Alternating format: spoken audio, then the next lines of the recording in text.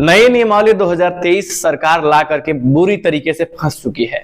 इस नई नियमावली 2023 का अब पुरजोर विरोध हो रहा है। शिक्षक संगठन हो, आम अभ्यर्थी हो, सीटेट बीटेट प्राथमिक शिक्षक बहाली प्रक्रिया के अभ्यर्थी हो, इनके तरफ से भी अब जोरदार सरकार के खिलाफ आवाज उठा दिया गया है। शिक्षक संगठन भी यानी बिहार में लगभग 4 लाख जो नियोजित टीचर हैं, उनके तरफ से भी सरकार के इस नई नियमावली का पुरजोर विरोध किया जा रहा है। सरकार ने एक तो 3-4 साल बाद शिक्षक भर्ती प्रक्रिया की बात कही है। सरकार नियमावली 2023 लाने से पहले नीतीश कुमार की यह सरकार बड़े बड़े दावे कर रही थी। इसके बड़े बड़े स्टेटमेंट सरकार के आ रहे थे कि बहाली जो है वो जल्द हम करने जा रहे हैं, और अचानक सरकार एक नई परीक्षा लेने की बात कर दी। और ये नियमावली से कोई भी वर्ग संतुष्ट अभी नहीं है।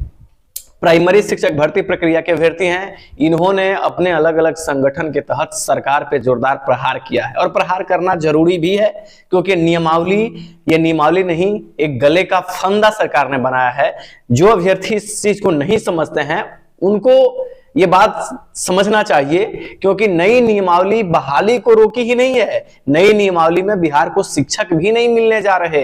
जिस बीपीएससी से अच्छे टीचरों की बहाली की बात की गई है, अभी ये भी ठीक नहीं है। ना समझ लोग हैं जिनको लग रहा है कि बीपीएससी कंफर्म बहाली करेगी, या कोई भी संस्थान हो सकता है कि करेगी, लेकिन सरकार शिक्षा विभाग ने अभी ये क्लियर नहीं किया है। 4 लाख नियोजित टीचर हैं, उनपे भी तलवार लटक गई है इस नई नियमावली से। नई नियमावली में उन टीचरों को बिहार का राजकर्मी बनना होगा, तो उनको फिर एक नया परीक्षा देना होगा। तो नई नियमावली 2023 है, इस नई नियमावली का पुरजोर विरोध हो रहा है। सरकार ने एसटीईटी 19 लिया था, 19 में सरकार ने मेरिट सूची बनाया है, रैंक दिया है। हर एक एग्जाम में रैंक होता है, तो रैंक वो लोगों के तरफ से, प्राथमिक शिक्षक भर्ती प्रक्रिया में जो लोग हैं, इनके तरफ से, जो बिहार के शिक्षक हैं, सारे संगठनों के तरफ से नियमावली 2023 का पुरजोर तरीका से विरोध जो है वो चालू है दोस्तों।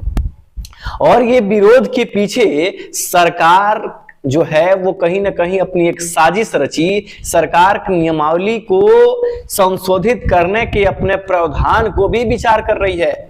और जिस तरीके से आज रोड पे, जिस तरीके से संगठन सोशल मीडिया प्लेटफॉर्म पे सरकार का थू-थू होना चालू हो गया है, सरकार पे डायरेक्ट आरोप लग रहे हैं कि सरकार ने जानबूझ करके नियमावली को ऐसे उलझाया है।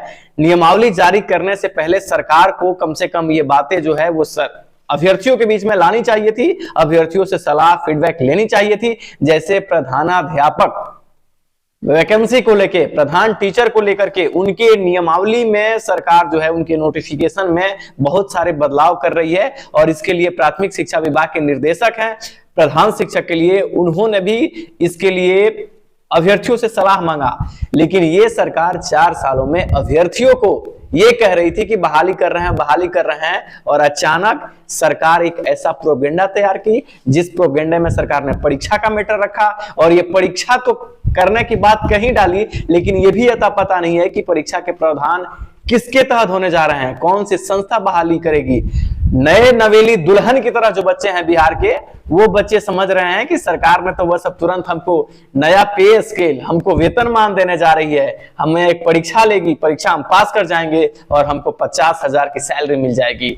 दोस्तों, ये सब एक सरकार की तरफ से छलावा है। सरकार जो है एक रिमोर बना रही है, और इस रिमोर का अभी क्या है कि बिहार में पुरजोर जो है वो विरोध चालू है। विरोध करने के पीछे अभ्यर्थी जो हैं वो चिंतित हैं कि सरकार जो शिक्षक हैं उनको भी खत्म कर डाली, उनके भी लाइफ को बर्बाद करने का प्लान किया है। नए जो बीटीईटी सीटीईटी है जो पास किए हैं, उनको भी सरकार ने एक तरीके से बांध दिया है। और जो एसटीईटी 19 जिसमें पहली बार बिहार में रैंक दिया गया, उन लोगों को भी सरकार ने बर्बाद करने का कोशिश की। तो इस नियमावली का पुरजोर जो विरोध चालू है, ये जो विरोध हो रहा है, सरकार जो है, सरकार को ये नियमावली में यथा संशोधित करनी पड़ेगी। नियमावली में बहुत सारे प्रावधान जो हैं वो बदल सकते हैं। और ये जो आंदोलन है, लोग लगातार सरकार पे प्रहार कर रहे हैं, ये सिलसिला जो है वो जारी रहेगा। सरकार को नियमावली 2023 वापस लेनी पड़ेगी, या इस नियमावली में यथा संशोधन करना पड़ेगा।